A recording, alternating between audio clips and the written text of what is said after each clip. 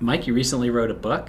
Congratulations! It's an awesome book. Thank you. And wanted to wanted to hear a little bit about the book. It's How David Beats Goliath. And if you could tell us a little bit about that book, what encouraged you to do it, and how you're using the proceeds from the profits from the book.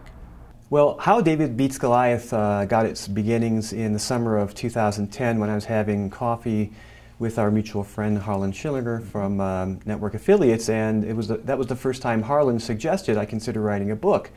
And I thought he was crazy. What am I going to write a book about? You know, I have no idea. Plus, I'm running a company, you know, pretty full-time job. And so I kind of wrote it off for a few weeks or maybe a month or two. And Harlan persisted, and he's now my literary agent, by the way.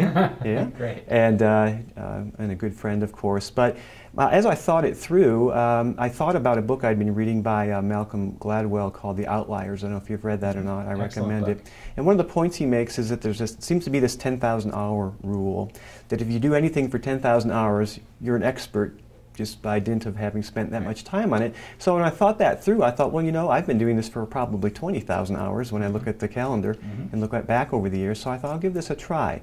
And it was an excellent exercise, and it really helped us as a team and me kind of coalesce my thoughts about some of the business aspects of contingent fee law practice, but also some of the sociological or societal impact of this. And we got into this business 12 years ago because it was a good business opportunity, but we quickly learned that trial lawyers help people. They don't get in this business to become rich or make friends. They get in this business because they believe in what they do. And I can honestly tell you, I believe in what they do.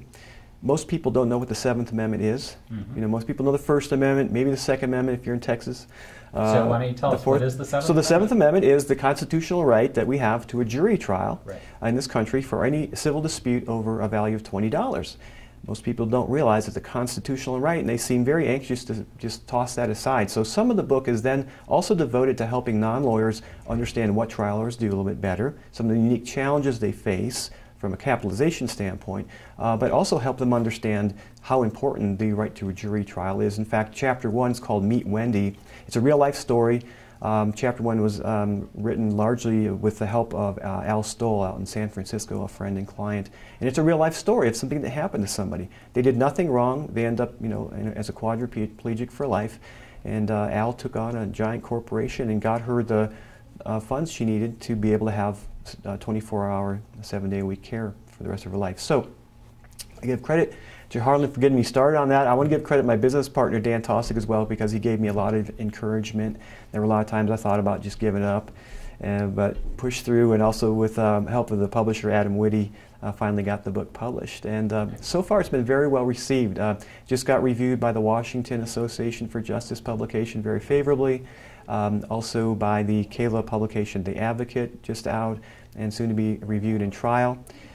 One of the things we're doing to show that we're not doing this to make money is that we're donating all the profits from the book to the Seventh Amendment Fund, which is an initiative of the AAJ, the American Association for Justice. And it's an educational fund designed to help raise awareness about the Seventh Amendment and how important it is to our citizens.